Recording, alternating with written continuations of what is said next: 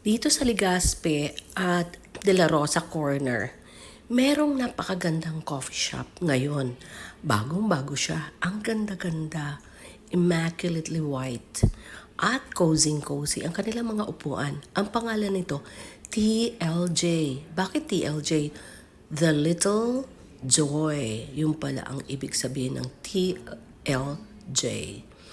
Napakaganda ng kanilang lugar at napaka-cozy.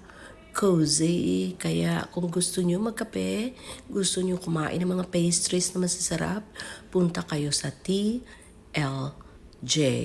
I'm Isabel. Isabel. I'm Camille po. Camille.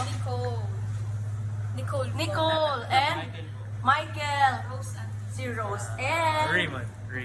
Raymond. Hello. Welcome to my channel.